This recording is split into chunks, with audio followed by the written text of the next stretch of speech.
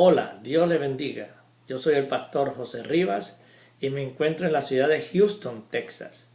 Es para mí un honor y un privilegio poder contar con su atención para poder traerles a ustedes un consejo de la palabra de Dios. En esta oportunidad quiero hablarles de la revelación bíblica, sabiendo de que Dios tiene un plan para cada uno de sus hijos. Para eso vamos a tomar en cuenta en lo que dice en el libro de Jeremías, capítulo 1, verso 4. Comenzamos. Vino pues palabra de Jehová a mí diciendo: antes que te formases en el vientre te conocí, y antes que nacieses te santifiqué, te di por profeta a las naciones. Hasta ahí la lectura de la palabra de Dios. Con este versículo comenzamos nosotros a resaltar esa gran verdad de que el Señor tiene un plan para con cada uno de nosotros. Con respecto a esto, tengo que decirle que enfrente de nosotros tenemos varios planes. Uno de ellos es diseñado por el enemigo de nuestras almas, que es Satanás. El Señor le reprenda.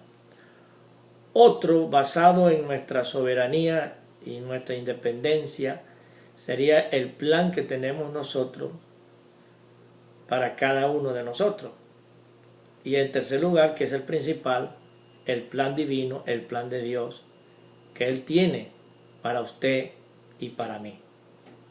Ya lo vimos en el libro de Jeremías, cuando Dios le habla en el capítulo 1, verso 4 en adelante, al profeta diciéndole que antes que él naciera, antes cuando él se encontraba en el vientre de su mamá, ya Dios lo había escogido, lo había santificado y le había dado un ministerio. Y era el ser profeta para su pueblo y también profeta para las naciones. Esta misma experiencia la tuvo el apóstol Pedro.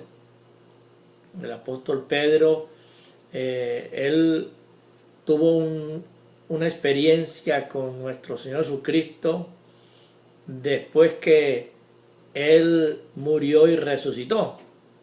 Ya cuando se le aparece a los discípulos y en especial a Pedro, el Señor tiene una plática muy privada con él.